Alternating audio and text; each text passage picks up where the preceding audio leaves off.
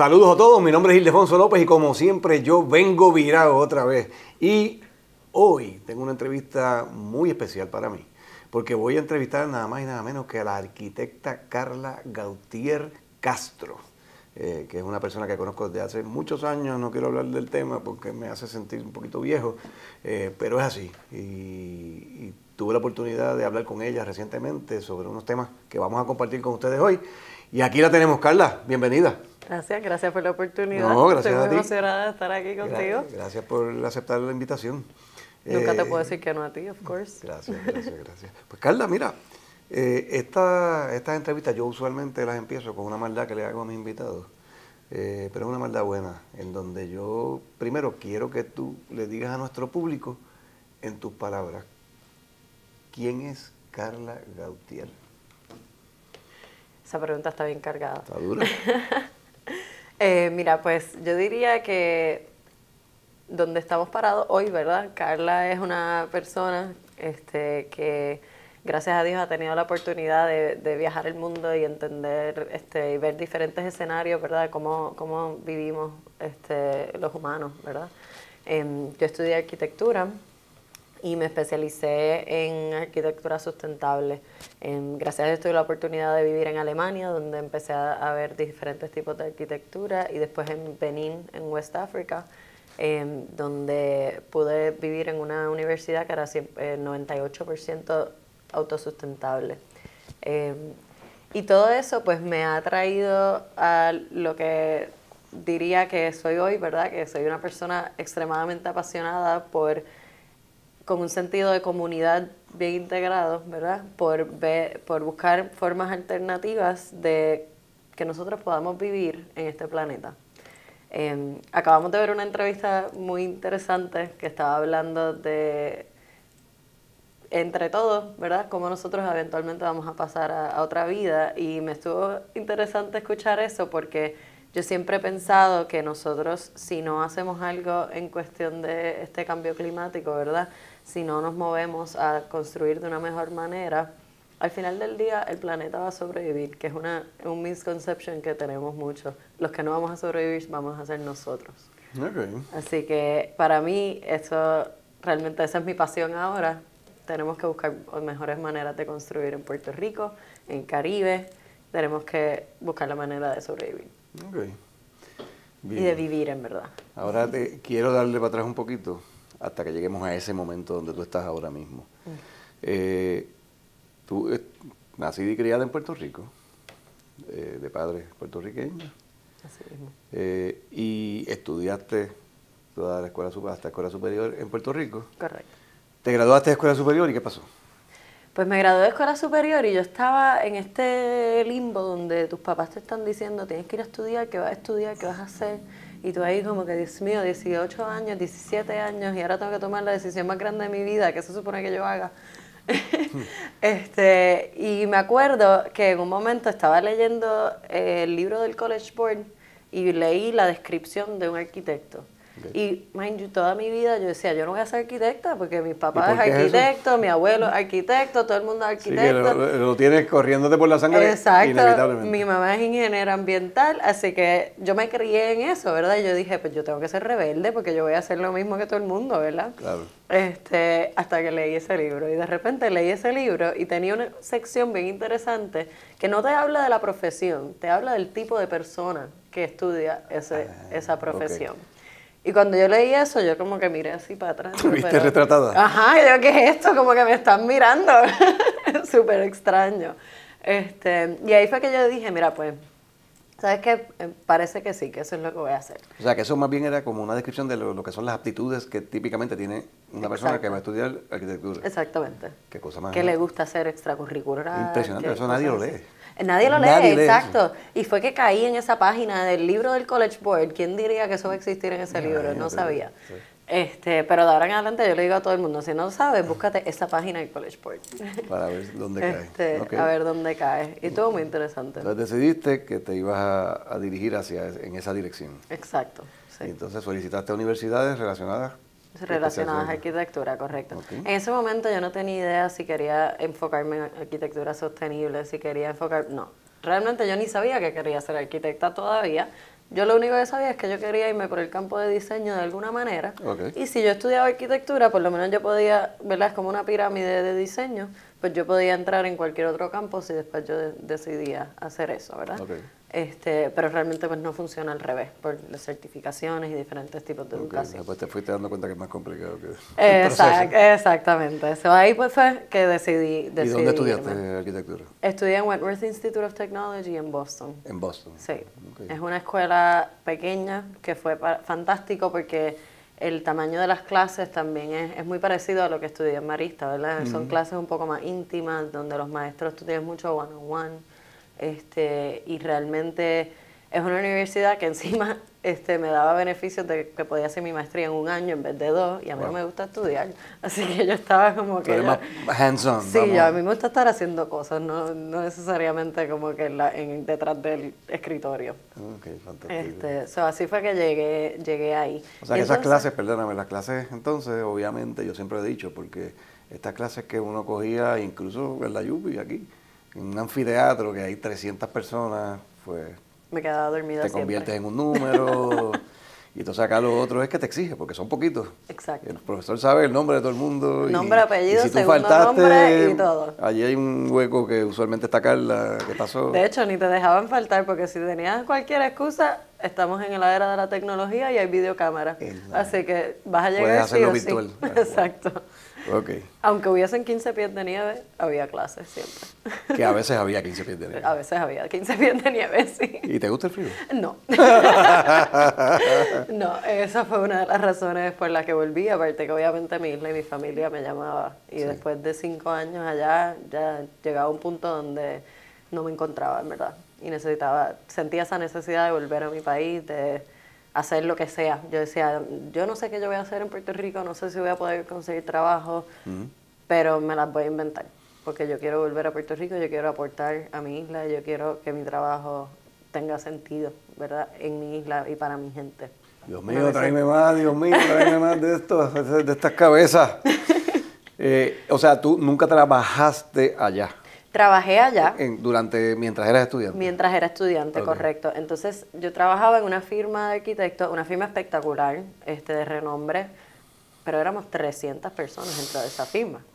O sea, que inevitablemente tú eras más o menos un número también. Ok. Y, oye, yo estaba diseñando edificios, skyscrapers así, que daban vueltas, unas cosas bien locas, bien chulos. Ok. O sea, no es que no era, Sí, no era divertido o sea, ni... era algo bien interesante, estaba aprendiendo un montón, pero al final del día cuando yo me fui a mí me regalaron una camisa que decía "Is it lunchtime yet?" Ok. Porque así de aburrida yo estaba. Ya entendí. Exactamente. Ok. Como que yo no me sentía al final del día, por más que estaba haciendo trabajos con unos budgets que casi ni existían, que obviamente es algo bien extraño, bien raro. Claro en que la no hay industria. límite. Tú Exacto. creas por ahí para abajo que yo pago. Si me gusta. Exactamente. Pero por más que el trabajo era de esa calidad, como que yo no me encontraba, como que no me sentía que estaba haciendo un impacto. Al final del día estaba construyendo estudios que empezaban en $400,000 y para mí eso era como que, Dios mío, estamos haciendo lo peor aquí. Ok, o sea que era como que, si te estoy entendiendo bien, como que no había propósito, no había significado en lo que estabas haciendo. Correcto. ¿Cómo te sentías? Correcto, por lo menos así me sentía yo, sí. Ok. Era como, pues, un trabajo más. Y para mí como que yo nunca quería tener un trabajo más.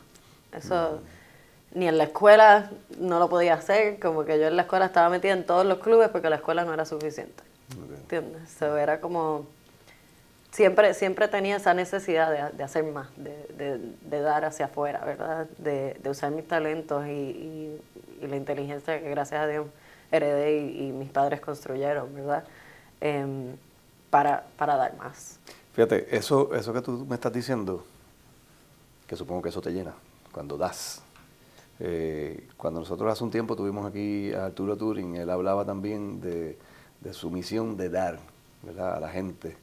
Y yo hace un tiempo estuve leyendo un libro que se llama The Book of Joy, donde, no recuerdo si es el Dalai Lama o Desmond Tutu, el arzobispo africano, hablaba de una cosa que se llama el Helper's High, que es el high que te da cuando tú estás ayudando a alguien y estás logrando que alguien haga algo, triunfe, etcétera, que era lo que en aquella entrevista Arturo mencionaba, que es exactamente lo que me dices tú. Es como que te falta algo Y cuando, en el caso tuyo, pues es el propósito de por qué es que yo soy arquitecta, qué es lo que yo voy a hacer con esta profesión. Correcto. Y es interesante porque después me hablas de... Y ese high es ¿te ha otra pasado? cosa. ¿Te ha pasado? Sí, siempre. ¿Existe? Siempre que entregamos un proyecto, o sea, yo lloro con el cliente, ¿me entiendes? Como que el cliente, ¿verdad? Obviamente cuando todo sale bien y pues... Sí, después de todos los sufrimientos. Después de todo, sí, porque la construcción no es inevitable, fácil. sí. Pero sabes que al final acabamos siendo familia. Y cuando tú ves esos clientes que finalmente pueden entrar a su casa, ¿verdad? Y pueden decir, bueno, finalmente puedo estar aquí, puedo estar en mi terrenito, como me la imaginé, todo eso. No hay cosa que te llene más que eso. Vamos a hablar de cómo me la imaginé. O sea, ¿cómo tú definirías o describirías lo que hace un arquitecto? Porque hay imaginación. Pues eso es una tremenda pregunta. Mira, aquí, yo tengo aquí este pedazo de grama. Sí. Una cuerda, ¿qué hacemos? Yo quiero una casa. Vamos a empezar porque hopefully no es un pedazo de grama y no me tumbaste todos los árboles. Que haya 2 o 3 con los y que... los mantuviste, porque yo siempre le digo a mis clientes, mira, no me tumbes nada, lo más que quiero que me pases es un trimmer para yo poder caminar. Porque nosotros no necesitamos destruir todo lo que hay ahí para poder construir, nosotros podemos construir en armonía con lo que existe, con la naturaleza, correcto. So, empezamos por esa, ¿verdad? Pero muchas veces es bien interesante porque el cliente, especialmente el cliente residencial, un cliente comercial que ha hecho 20 restaurantes iguales y 20 edificios iguales, pues ya eso es otra cosa. Está hecho. Pero un cliente residencial, típicamente cuando yo estoy hablando con él de qué es lo que él quiere, yo no estoy hablando en ningún momento de espacios. Okay. Yo no sé de espacios. Yo hablo con ellos de su estilo de vida, de si tienen mascotas, de cuánto les gustan sus mascotas, de si sus mascotas viven con ellos en la cama o no.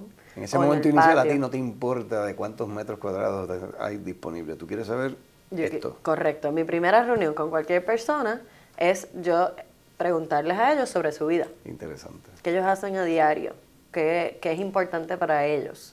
Si tienen familia, cuántos hijos tienen y qué hacen con esos hijos durante el día, por la tarde, después que llegan de la escuela, etcétera. Esto es en serio, esto es lo que tú... Sí, esa es tu primera entrevista. Esa es la primera entrevista que yo tengo con cualquier cliente. Entonces, esto es un oxímoron, pero ¿por qué tú haces eso? ¿Por qué? Porque ahí es que viene tu pregunta de qué hace el arquitecto. Okay. El arquitecto traduce el estilo de vida de una persona a un espacio. Traduce Nosotros el hacemos estilo de vida de una persona en un espacio. Exacto. Nosotros hacemos espacios para que las personas vivan en ese espacio, ¿verdad? Por ende, hacer una cajita cuadrada que puede ser eficiente en cuestión de dinero o en cuestión de construcción, claro, no va a ser eficiente necesariamente para el estilo de vida de esa persona, especialmente en una residencia. Okay. Por ejemplo, a mí una vez vino un cliente que me dijo que tiene 2 grandanés enormes, pero que él tiene un miedo brutal de dejarlos afuera, porque si alguien se mete, se los van a comer. Se lo limpian. Literalmente. Así que, y él me está hablando de este miedo que él tiene de sus perros. Él no me está hablando de espacio en ningún momento. Pues que yo hice, mientras estábamos pensando en eso, era como que perfecto. Pues estos perros necesitan un patio adentro de la casa. Y de repente eso se convirtió en una casa que estaba centrada alrededor de un courtyard para que cuando el cliente se fuera, él se pudiera ir tranquilo, dejar los perros afuera en el patio donde ellos están en su naturaleza, ¿verdad? No tienen, claro, que estar encerrados en la loza fría. Sí. Pero a la misma vez no está el peligro de que se escapen, no está el peligro de que otra persona está dentro de un área controlada. Eso es increíble lo que me estás diciendo. Ok, terminaste bachillerato. Ajá. Sales corriendo, huyéndole a la nieve y al frío y la cosa, y vienes para Puerto Rico. Bueno, terminé bachillerato y empecé maestría. Sí. Allí mismo en el frío. Bueno, sí, la gran mayoría en el frío en Boston, pero también estuve un tiempo en África, en Benín. Ok, y eso fue como parte de... Eso fue parte de la maestría. Okay, de la maestría. Sí, okay. En Wentworth tienen este programa de maestría y parte del programa es que todo el mundo viaja a diferentes lugares. Háblame de eso en África. En verdad, eso fue una experiencia increíble. ¿Dónde? ¿Es South Africa o West Africa? West Africa. Okay. So, Benín está entre Nigeria y Ghana. Es un país finitito así, okay, y resulta que es uno de los países más estables políticamente en toda África. Y también es uno de los países que más produce. Es chiquito, pero es el que más produce agricultura para el resto de los países alrededor. Aquí el que más aprende en estas entrevistas soy yo. Estas conversaciones para mí son... Eso estuvo súper interesante porque ahí nosotros nos quedamos en una universidad que se llama el Songhai Center. Tienen que buscar ese lugar porque es una cosa increíble. Es un sistema que han replicado ya en 15 países alrededor de África. Y es este microbiólogo de Stanford, de Nigeria, pero él trabajaba en Stanford. Y él decidió que él quería regresar también a su país para él lograr, él lo que quería era eliminar el hambre en África, ¿verdad? Entonces él lo hace de una manera, a través de una universidad, donde él le está enseñando a la gente a ser autosustentables, a que tú no tienes que depender de absolutamente nada, ni siquiera de un préstamo enorme para tú empezar tu finca y por lo menos alimentarte tú mismo y alimentar a otras personas.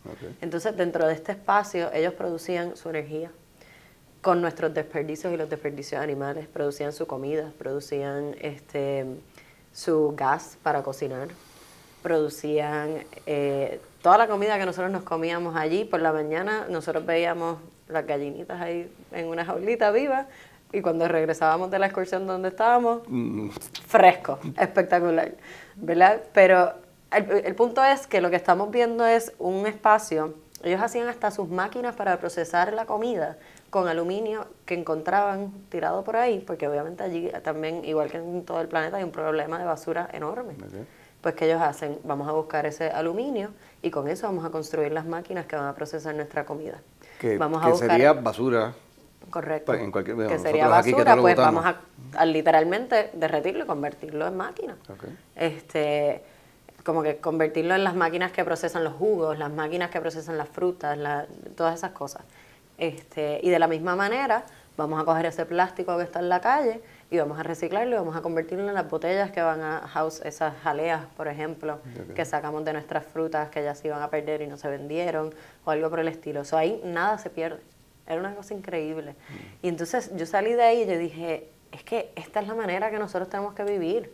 Nosotros tenemos que tratar los edificios en donde vivimos, las residencias en donde vivimos, los edificios en donde trabajamos, como sistemas biológicos, ¿verdad? Igual que nuestro cuerpo camina solo, producimos energía cuando comemos, ¿verdad? Hacemos todo eso. Pues nuestros edificios también debemos verlos como living organisms. Y perdona el Spanglish, pero sí. Organismos vivientes. Organismos vivientes. Pero ven acá, Carla, y me encanta eso. Eso se puede hacer con edificios que ya existen y que cuando se hicieron no se pensó para nada en esto que tú me estás diciendo. Yo entiendo que sí. Ahora mismo hay un proyecto en Santurce que se está trabajando, donde están cogiendo los edificios viejos y van a hacer una comunidad totalmente autosustentable. Ese edificio va a producir su propia energía, va a producir su propia comida. La gente que vive ahí va a tener diferentes maneras de sembrar, de energía, entiendo que también va a procesar sus aguas negras, etcétera. Wow. Entonces, ese edificio de repente va a parar de aportar al problema grande que tenemos en San Juan, por lo que vemos en Ocean Park, que salen las aguas negras en la playa, todas esas cosas. Es porque hay demasiada densidad y nuestros sistemas no aguantan, exacto. O sea, que si nosotros vamos a renovar estos edificios, tenemos que hacerlo de una manera responsable. Se puede hacer con construcción nueva, que es a lo que ya más me dedico, y ahora mismo estamos trabajando con Global Housing Foundation y World Citizen Consulting y las Naciones Unidas. Estamos trabajando un proyecto de una comunidad completamente autosustentable que hopefully vamos a construir aquí en Puerto Rico. Aguántate, que ya yo me estoy emocionando y esto me pasa siempre con estas conversaciones espectaculares. Vuelve a donde estábamos. Terminaste en África y entonces regresas a Puerto Rico. Sí, exacto. Okay. Básicamente, volví a Boston, terminé mi maestría, hice mi tesis. Interesantemente, mi tesis, y esto otra vez, yo jamás pensé que iba a acabar haciendo lo que escribí en mi tesis, pero mi tesis tenía 3 componentes y uno de esos componentes era el hacer casas y unidades de vivienda prefabricadas y recicladas. Obviamente eso yo lo escribí en librito. Unidades de vivienda, bonito. Estamos hablando de casas, no de lo que vamos a hablar ahorita. Exacto. Y yo escribí el libro bien bonito, ¿verdad? Lo dejé ahí, saqué, fantástico, me gradué, yay, ok. ¿Y ahora qué hago? Pues ahí volví a Puerto Rico. Y yo volví a Puerto Rico en julio del 2017. Así que varios meses antes del huracán María. Un par de meses antes de María. Muy tremendo timing el tuyo. Exacto, fue, sí. Y, ¿y entonces qué pasó? ¿Cuál era el plan? ¿Qué? ¿Había un plan? Not really. Yo estaba, bueno, pues llegué a Puerto Rico, pues tengo que buscar trabajo. Estaba solicitando diferentes trabajos aquí en Puerto Rico, en Estados Unidos, en diferentes sitios, ¿verdad? A ver qué picaba. ¿Y qué pasó? Y de repente, pues, viene el huracán María y todo el mundo nos quedamos descomunicados por completo. Así que, obviamente, ya yo no puedo hacer entrevistas virtuales, ya yo no puedo estar enviando emails, estar enviando resúmenes, porque estamos literalmente casi apocalíptico. Sí, la gente se olvida de... Pero eso fue apocalíptico, exacto. En ese momento yo dije, bueno, yo no me puedo quedar en mi casa aquí encerrada todo el tiempo, y sabía que FEMA estaba buscando gente para poder ayudar con el desastre, así que me fui a trabajar con FEMA. Okay. Y durante ese tiempo empecé a frustrarme un montón porque gran parte de, obviamente, lo que sabemos, la gran mayoría, es que un problema grande que teníamos con FEMA y por lo que las ayudas no estaban llegando a las personas era porque mucha de la construcción era informal. Entonces, si tú no puedes probar que la construcción es formal o que es tuya, etcétera, pues entonces ya no cumplía con los requisitos de FEMA, pues X. Wow. Yo vi sobre 400 casos y solamente 2 de ellos recibieron parcialmente la ayuda. Ok. Ya como estoy desesperado y quiero llegar a donde quiero llegar. Tú tienes una compañía ahora tú eres la presidenta fundadora. Así mismo. Que se llama Conti Designs. Y tiene un apellido. ¿Cuál es el nombre completo? Conti Design Build Studio. Build Studios, ok. Y por lo menos en su origen tenía como que un propósito, una dirección bastante específica. Correcto. Y hay un tema en el que tú eres pionera en Puerto Rico y quisiera que nos explicaras y nos contaras, dejar un poquito la humildad al lado, porque es que o sea, tienes que abrazar esto, porque esto es una cosa real, una mujer puertorriqueña joven que les vamos a explicar ya mismo de lo que se tratan, porque allí y yo sabemos, todavía ustedes no. Háblame de Conti, cómo surge, por qué y qué es lo que te impulsa a ti a desarrollar de lo que se trata, que finalmente les vamos a contar. Pues mira, ya partiendo de cuando estaba trabajando con FEMA, ahí es donde yo empecé a buscar, estaba bien frustrada, era como que, ok, aquí hay una disparidad económica que está creando este problema, ¿verdad? En Puerto Rico alrededor de $20,000 anuales es lo que gana una familia, una persona, ¿verdad? Promedio. Pero los costos de construcción son altísimos, ¿verdad? Entonces, pues, ¿cómo es posible que una persona que gane ese salario pueda construir su casa? No lo es. Así que, ¿qué hacen? Pues van poquito a poquito. Es totalmente entendible, obviamente, ¿verdad?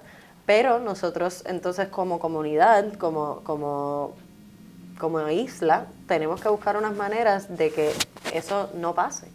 ¿Por qué? Porque al final del día, cuando viene un desastre, cuando viene un huracán, esas construcciones, como no tienen ingeniería, no están hechas de la manera apropiada. Por ahí mismo se fueron. Por ahí mismo se van, exacto. Y ahí es donde nosotros vemos desastres como los que vimos en María, perdona, en María, donde 70,000 casas se desaparecieron y alrededor de 100%, o ponle que un 99% de esas casas eran construcciones informales. Por lo menos eso es lo que decía la data de FEMA. Okay. ¿Verdad?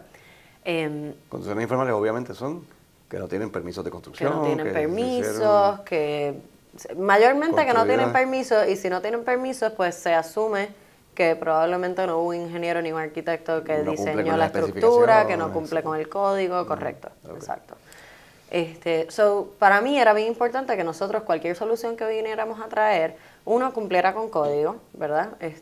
Porque el código de construcción es algo que la mayoría de la gente no sabe, ¿verdad? No es algo que se habla por ahí. Y es súper importante porque el código de construcción está ahí para proteger la vida del ser humano.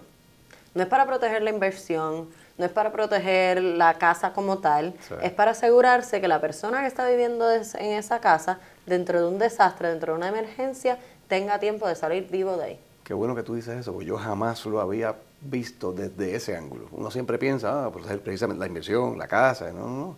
Es tu vida. Es tu vida. Y a veces uno se siente que estos códigos lo que son es como un estorbo, me hace la vida imposible, porque yo no podría hacerlo de esta manera, porque tiene que ser 6 pulgadas o la zapata de tanto y tanto, si la puedo hacer más chiquita y menos, pues ¿sabes qué? Para que no se te caiga encima. Exacto. Y tú Al final del día la pregunta es ¿cuánto vale tu vida? Claro. ¿Verdad? ¿Cuánto vale tu vida? ¿Cuánto vale tu vida? Esa es la pregunta que tú te tienes que hacer. Y para eso es que está el código de construcción. Así que para mí era muy importante que nosotros siguiéramos ese código de construcción, pero a la misma vez yo no podía tener una solución o una alternativa, ¿verdad? Que hiciera el problema inicial peor, ¿verdad? Claro. ¿Por qué tenemos huracán estilo María que viene detrás de Irma? Que viene detrás de todos estos huracanes que hoy día se están viendo más frecuentes, más fuertes, cada vez peor la situación. Claro.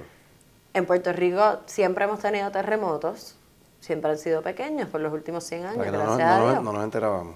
No nos enterábamos. Pero es bien interesante eso de los terremotos, porque yo me acuerdo de chiquita ver a mi papá peleando con sus clientes porque no querían pagar los sistemas sísmicos. Claro.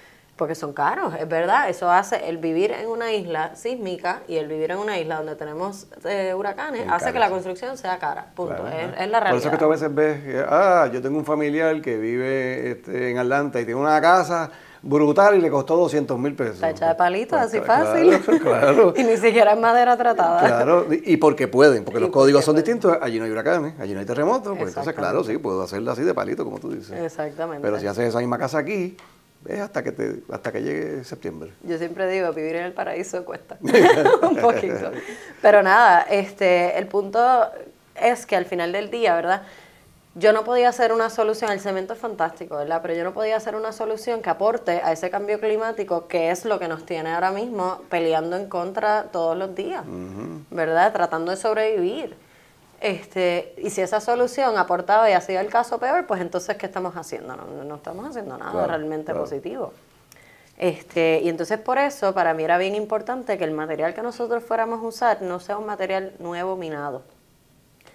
Una de las razones por las que a mí no me encanta el cemento es, uno, aguanta el calor, así que crea unas estructuras bien ineficientes en Puerto Rico, donde tenemos mucho calor y se va a poner peor cada vez. Y entonces necesitas aire acondicionado todo el tiempo. Exacto, eso es como contradictorio todo. Imagínate cómo tú sacas el concreto, ¿de dónde sale? Tú ves la pared ahí bien bonita, fantástico, pero antes de llegar ahí, esa pared era un río. Esa pared que socavaste, eso era un ecosistema que socavaste. Esa pared era una montaña que explotaste.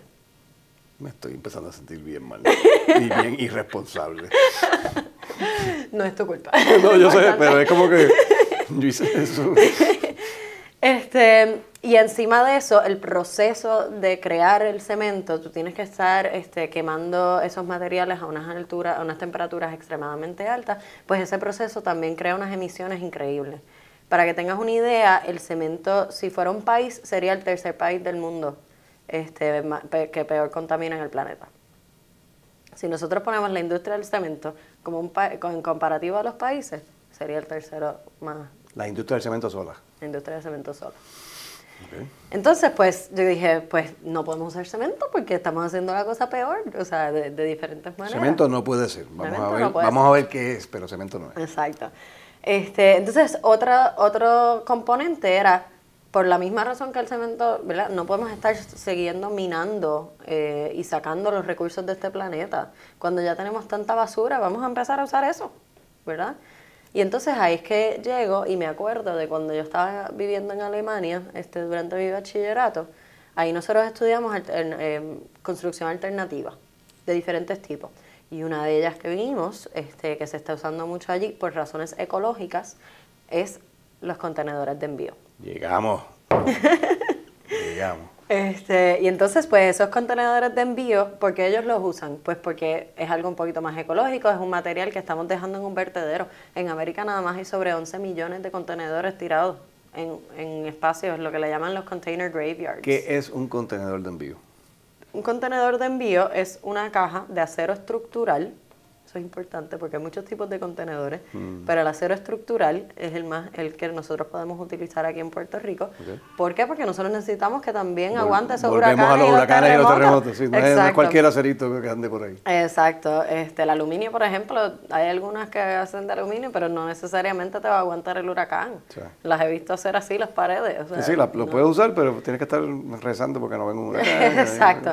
So, importante, ¿verdad? Es el contenedor estandarizado que se utiliza en la naviera, en todo lo que es el shipping, ¿verdad? El supply chain y todo eso, para transportar materiales que se manufacturan en China y los necesitamos acá en Estados Unidos, que se manufacturan en diferentes países. Esa es la manera, ¿verdad?, que el mundo ha estandarizado para transportar. O sea, que eso, para que los entiendan, es el contenedor que tú típicamente ves en una barcaza que está llena de contenedores, que eso ahí viene comida, viene muebles, viene un montón de mercancías, que entonces después se trepan en un camión que lo engancha y son esos camiones grandísimos, digo, hay diferentes tamaños, que usted ve por la carretera, que hay de romper las carreteras porque los pesos son exagerados, pero ese es otro tema. Sí, ese es otro tema. Pero de eso es lo que estamos hablando, ese es el contenedor de envío. Ese es el contenedor que estamos hablando. Y es acero estructural. Es acero estructural, correcto. Y ya que dices lo de la barcaza, imagina, yo he escuchado el comentario 1000 veces, diantre, eso está bien grande, parece un edificio.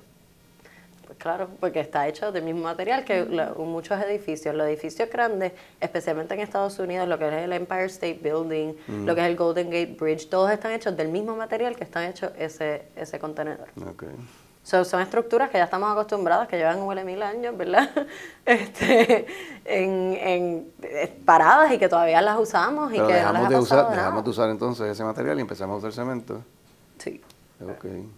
¿Sabes lo que me recuerda eso? Que es un ejemplo pedestre, pero es las bolsas plásticas en los supermercados. Ay, cuando las hicieron más gordas todavía.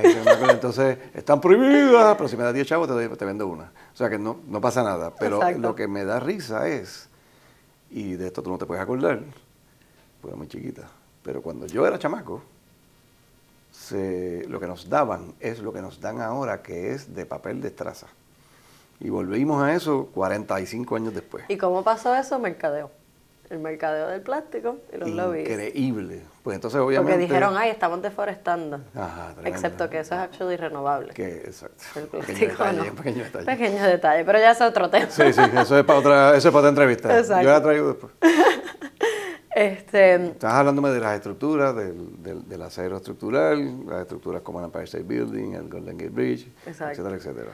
Nada, ¿verdad? Yo estoy pensando en, ¿qué podemos hacer? ¿Verdad? Necesitamos un material que sea reusable. Necesitamos un material que aguante esos huracanes y esos terremotos. Y necesitamos un material que no haga el problema que estamos tratando de resolver peor. Así que ahí entonces fue que me acordé de cuando estaba en Alemania y dije, oye, allá lo usan por las razones ecológicas, pero eso es acero estructural. Eso aguanta, mejor aún que el cemento, los terremotos, y aguanta los huracanes igual que el cemento también. Mejor aún que el cemento. Pues claro, porque el cemento al final del día es un material rígido, es un material que craquea. Por eso es que el cemento, lo que le llamamos el cemento armado, tiene varilla por dentro, que es acero, para darle esa flexibilidad. ¿Qué pasa? Una estructura de cemento, cuando viene un terremoto, él va a querer hacer así, en contra de la tierra, ¿verdad? Si la tierra se está moviendo, él va en contra de la tierra. Y ahí es donde el día que no le metimos la cantidad de aros para ahorrarnos 3 pesos en la varilla, ahí es que va a partir la columna. ¿Verdad? Que eso lo vimos desgraciadamente muchísimo en Guánica y en Yauco cuando pasaron los terremotos, que mi familia es de allá, así que yo lo vi. Yo estaba allí durante el terremoto, lo vivimos. Y cada vez que yo miraba las estructuras que se cayeron, efectivamente, la cantidad de varillas, la mitad de lo que se suponía. Obviamente muchas de esas estructuras, o sea, no podemos echarle la culpa nada más a los que construyeron eso, porque muchas de estas estructuras se construyeron hace muchos años, donde eso no se sabía, los códigos viejos correctos. Eso normal, en verdad. Pero, pues ya ahora que sabemos, ¿por qué no vamos a hacer la cosa mejor? No podemos seguir en lo mismo, ¿verdad? Entonces ahí es que viene, ¿verdad? El cemento versus el acero. Pues el acero va a bailar con la tierra, va a bailar como un trompito. Y se va a mover. Baila al son que le tocan. Al son que le tocan, exactamente. Igual que bailas tú, que yo sé que te gusta bailar mucho. Pues así mismo va a ser el acero, ¿verdad? Él va a bailar con la tierra, él se va a mover con la tierra, pero él no va a partir. O sea, tu estructura principal, puede que se te caigan todos los platos adentro, pero tu estructura principal se va a quedar. Y eso es un espacio donde yo, por ejemplo, de hecho yo estuve durante los terremotos en Guánica, estuve dentro del contenedor de nosotros, nuestra casa modelo, que nosotros en ese momento se la estábamos prestando a una escuelita para que la usaran de base, ¿verdad? Porque la escuela se había caído. So, yo le presté la casa, úsenla, ¿verdad? Como escuela, tienes una cocina, tienes un baño ahí, por lo menos tienes esa base. Y mientras estábamos preparándolo para que ellos lo puedan utilizar, yo estaba dentro del contenedor, hubo un terremoto de 5 puntos afuera, y yo me enteré porque todo el mundo estaba gritando. Pero yo no lo sentí dentro del contenedor. ¿Por qué? Porque el contenedor se movió con la tierra. Sí, no ponen esa resistencia, que es lo que te causa. Exacto, que es como cuando estamos en un avión que tú estás yendo a un montón de millas por hora, pero tú no te sientes que te estás moviendo, claro, tú estás ahí sentadito de lo más cómodo. Correcto. Pues es más o menos esa misma dinámica. Y entonces ahí es que viene, ¿verdad? Como que yo pienso, mano, esto en verdad podría ser una solución para Puerto Rico. Y encima de eso, si son casas más pequeñas, de un contenedor, por ejemplo, se puede prefabricar. Pero no solamente se queda ahí, ¿verdad? No significa que tienen que ser todas casas pequeñas. Eso yo siempre digo que son como Legos. Lo que tú te puedas imaginar con Legos, tú lo puedes hacer con contenedores, porque al final del día son exactos, los pones uno al lado del otro, los sueldas, los pones uno encima del otro, ¿verdad? Puedes hacer configuraciones bien divertidas y diferentes. Pero al final del día, lo más importante es que venga el terremoto, venga el huracán, tú puedes quedarte ahí adentro tranquilito sabiendo que eso no va para ningún lado. Y entonces llegué al punto que yo quería llegar, porque es que de verdad yo estoy súper orgulloso de ti, porque es como conocer a Ricky Martin o algo así, porque por lo menos desde mi ignorancia, pero creo que aquí no soy tan ignorante, el asunto este de los contenedores en Puerto Rico, me recuerdo es que tú eres de las pioneras, ¿verdad? Ahora hay varias, hay otros grupos y hay personas interesadas en el tema. Pero eso que tuviste en Alemania, que decidiste traer para acá, porque querías dar y querías facilitarle a la gente poder tener esas estructuras para vivir, pues te trajo esta idea. Entonces, empezaste a trabajar los contenedores de envío como estructuras residenciales o por lo menos como una alternativa. Eso es así, ¿verdad? Correcto, es una historia sí. correcta. Háblame de ese proceso. Entonces, yo tengo una duda de un tipo que estudió ciencias sociales y que no sabe cómo. O sea, yo no entiendo cómo yo puedo ver un televisor, un programa, cómo es que eso pasa. Yo no sé, porque yo no soy nada. Yo sé que pasa y me lo gozo y ya. Háblame de las zapatas. ¿Dónde es que tú montas eso? ¿Cómo funciona? Si hay que hacer zapatas para abajo, como quieras. ¿Sabes? Sí, qué bueno que me preguntas eso, porque eso es algo extremadamente importante, que es un tema, vamos a llamarle sensitivo, porque desafortunadamente hay mucha gente siendo engañada hoy día pensando que tú puedes comprar un contenedor y ponerlo ahí y ya. Y vamos. Eso no funciona. Un contenedor, una casa contenedor, uno tiene que tratarla como una casa de cualquier otro material. Requiere sus permisos de construcción como una casa de cualquier material. De hecho, cuando yo estoy sometiendo un permiso a OCPE, ellos no me preguntan en ningún momento si es contenedor. Okay. Ellos lo único que les importa es si es cemento, madera o acero. Pues en este caso es acero. ¿Okay? Y requiere una zapata. ¿Qué pasa? Yo puedo tener la misma casa en Vega Alta como en Guánica, y esa casa puede costar totalmente diferente. ¿Por qué? Porque el terreno es lo que va a determinar cómo es esa zapata, ese sistema séptico. Si necesitas sistema séptico, si tienes alcantarillado, pues te conectas, mucho más sencillo. Pero muchas partes en Puerto Rico no tienen alcantarillado, claro, solamente los cascos urbanos. Sí. Digo, y me imagino que muchas veces estos contenedores en los que estás trabajando son pues qué sé yo, un second home, una casita de campo, etcétera. A veces sí, a veces muchos de mis clientes son puertorriqueños que quieren volver a la isla, por ejemplo, y que están montando su negocito. Eso es una combinación de un espacio de oficina con un espacio de vivienda, ¿verdad? Muchos de ellos hoy día, pues después del COVID, obviamente mucha gente trabaja remoto. Eso ha sido un boom bien grande para nosotros, porque claro, todos estos puertorriqueños, como dice mi viejo San Juan, ¿verdad? Ellos quieren volver al final del día. Esta isla nos llama. No pueden meterse al real estate que no está a comprar una casa de 300,000 pesos. Exacto, probablemente, porque ahora mismo los precios de las casas también están exorbitantes y al punto de que construir nuevo te sale más o menos lo mismo, realmente. Claro. Y si te entendí bien, por ejemplo, esa casa en diferentes terrenos, en diferentes pueblos, aunque quizás es exactamente el mismo se puede contenedor, ver igual, del mismo todo, pero debajo de la tierra, esa zapata, mambo, sí. que es la que se va a asegurar que cuando venga el huracán no pueda coger ese contenedor y alarlo y tumbarlo. Y termine en otro municipio. Sí, porque, por ejemplo, cuando vino María, nosotros lo vimos, en Culebra había una casita contenedor que llevaba ahí no sé cuántos años, pero nunca la anclaron en una zapata. Pues esa casita hizo así, pum, pum, pum, pum, pum, por ahí para Porque abajo. la realidad es que sí, tú puedes coger un contenedor y lo puedes, pones, tú puedes hacer eso. Puedes hacerlo, pero el tarde o día temprano que estás haya... apostando a que... Correcto. Entonces, ¿qué pasa? Volvemos a la importancia del código de construcción. Si ese contenedor se va por la guinda para abajo, probablemente tenga 2 o 3 cantazos, pero no le va a pasar nada. Pero ¿qué le va a pasar a la vida que estaba ahí adentro? Claro. Esa es la importancia de que nosotros consideremos que el contenedor solito es una caseta de campaña glorificada, o sea, no es una estructura. Tenemos que verlos como estructuras permanentes, como estructuras igual que cualquier otra casa. Simplemente es otro material, un material que no estamos acostumbrados. No es una caseta de campaña. No es una caseta de campaña, correcto. Y tú me hablaste también, creo, una de nuestras conversaciones allá en Morovis, que puede ser un contenedor nuevo, pero también puede ser un contenedor usado. Yo personalmente prefiero no usar contenedores nuevos, porque recuerda que uno de los conceptos principales es el no usar materiales nuevos, el buscar la manera de usar materiales reciclados, de usar materiales reusados en este caso, que es mejor aún que reciclados.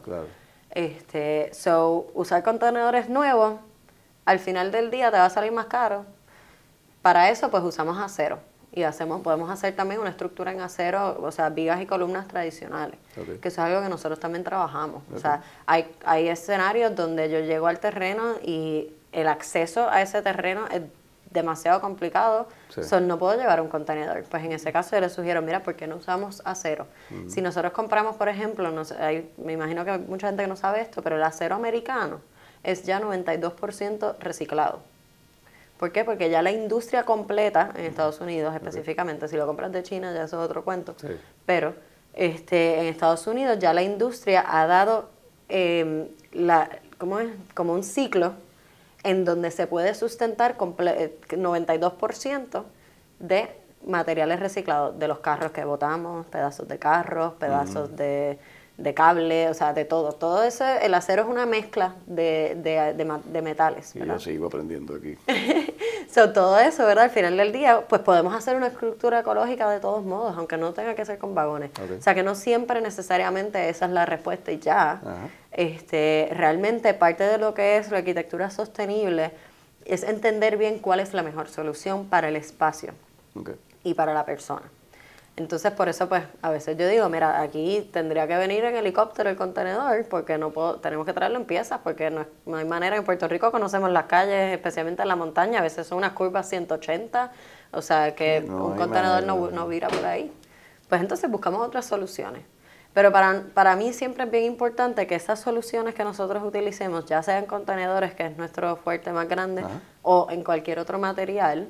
Y oye, también en cuestión del cemento están viniendo, gracias a Dios finalmente, cementos un poco más ecológicos, lo que es hempcrete, diferentes que no cosas. Es el de hace 40 años. Exacto, que pues eso también puede ser una solución, ¿verdad? Al final del día.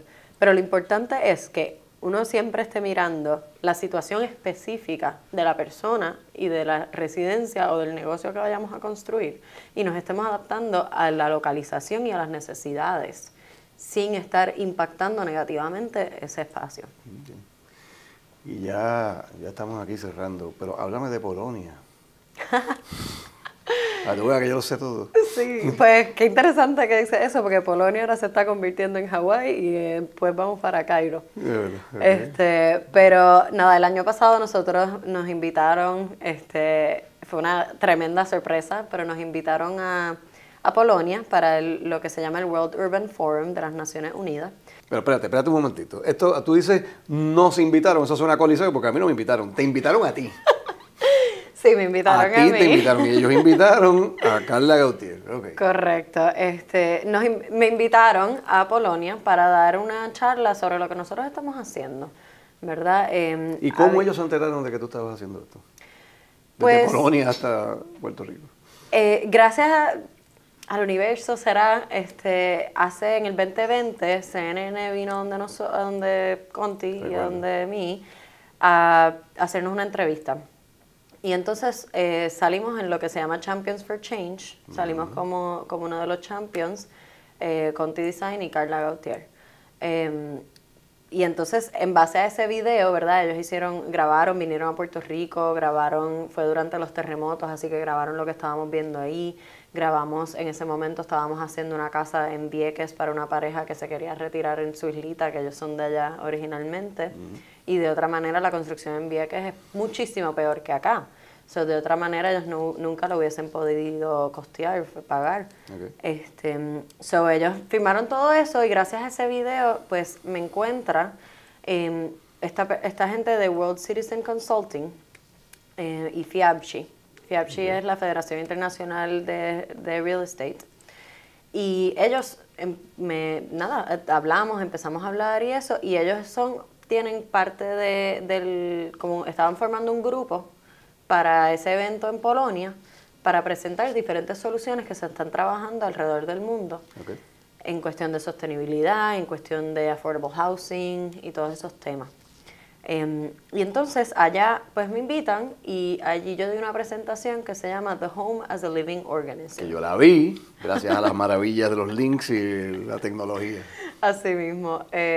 Y The Home as a Living Organism básicamente está hablando de cómo nosotros podemos lograr que nuestras viviendas, unidades de viviendas, sean organismos vivientes igual que nosotros, que es como mencionamos ahorita.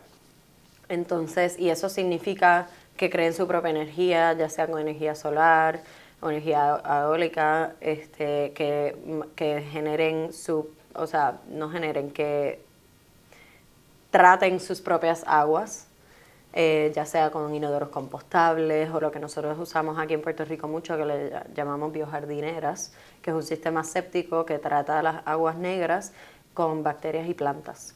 Y al final del día tú literalmente tienes hasta un huerto que puedes usar reusando las aguas que botaste por el inodoro, por la ducha y por todo eso. Okay. Es algo bien interesante, ¿verdad? Es como nosotros podemos añadirle estos sistemas a nuestros hogares para asegurarnos de que sean completamente autosuficientes, autosustentables. Espectacular.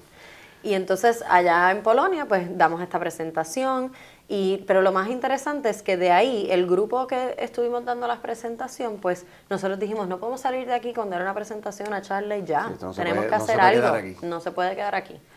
Y el no se puede quedar aquí se transformó en una coalición entre Global Housing Foundation y World Citizen Consulting y Conti, en donde estamos trabajando para hacer esta comunidad una comunidad autosustentable, ¿verdad? Como un organismo viviente con prototipo en Puerto Rico.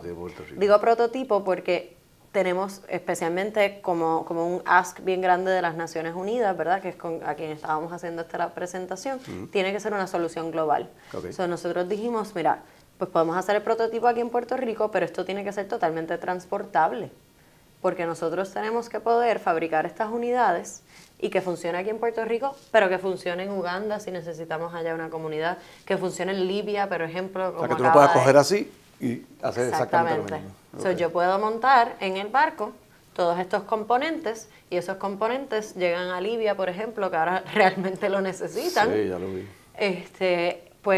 Y llegan allá y se convierten instantáneamente en una comunidad. Nosotros le llamamos el Instant Community. Y volvemos al Lego. Volvemos al Lego, correcto. Qué chévere. Entonces, parte de esta comunidad muy importante para nosotros no es solamente casas, es que te dan estos wraparound services, le dicen, ¿verdad? ¿Qué son wraparound services? Son servicios que nosotros como humanos necesitamos todos los días, todas las semanas para sobrevivir. No es el jangueo ni el extracurricular, es la leche, la comida, es los servicios de laundry, de servicios de familia, lo que es daycare, por ejemplo. Okay. Entonces, gran parte en Puerto Rico hay muchas madres solteras.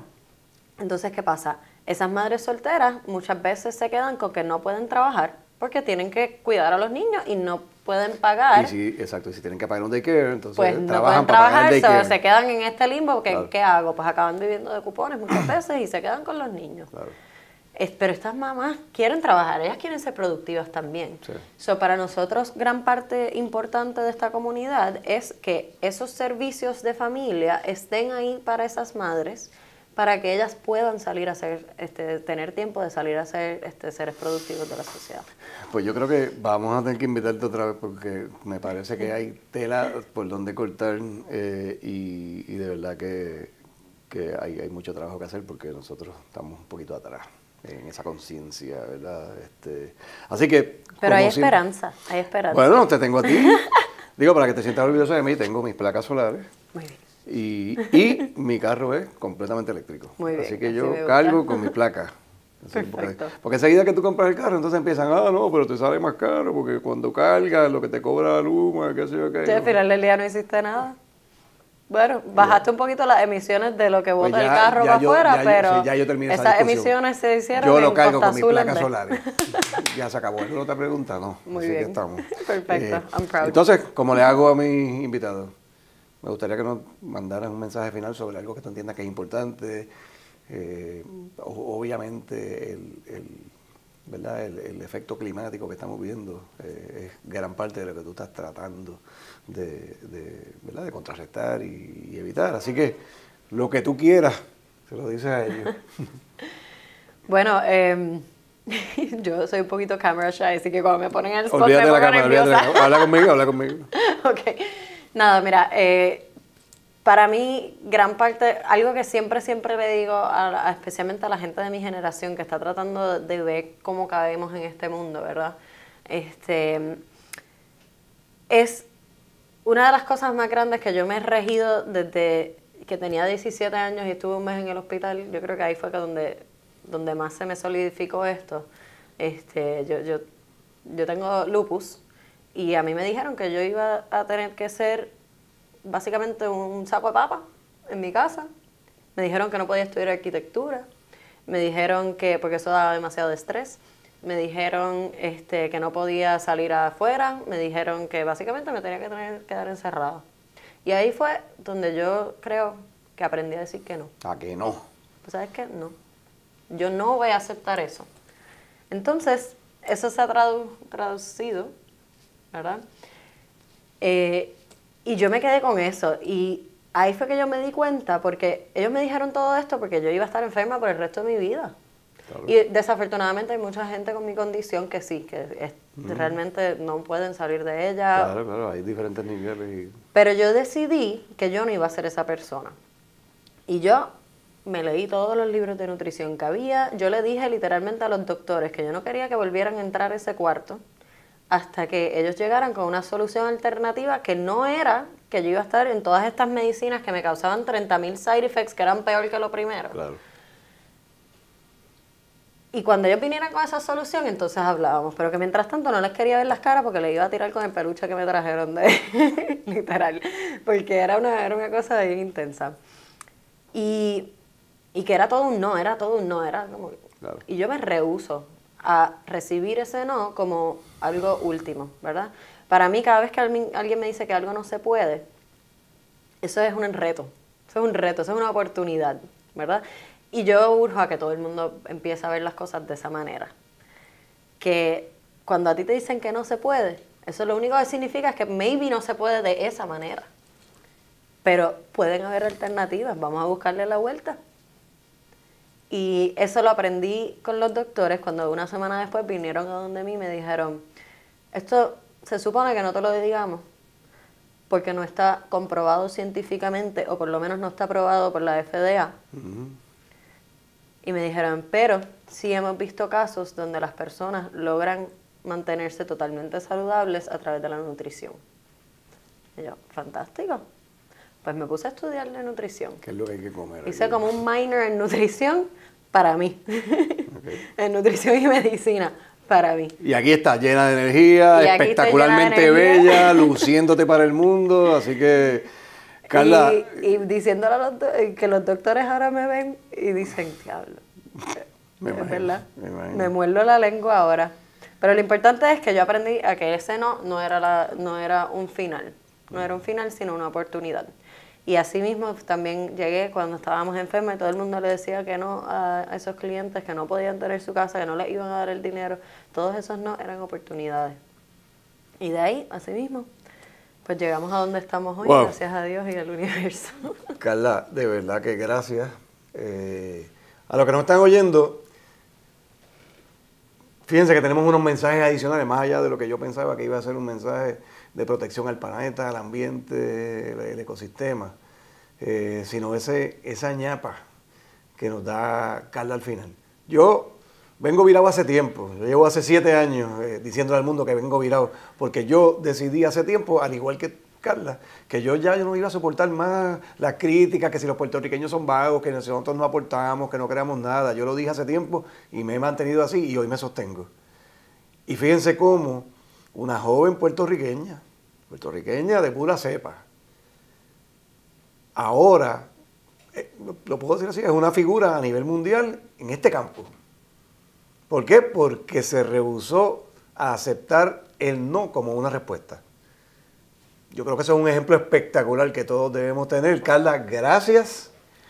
Gracias por estudiar, por dedicarte a eso, por regresar, por mandar el mensaje y por representarnos dignamente ante el mundo. Y por eso yo sigo virado. Nos vemos pronto.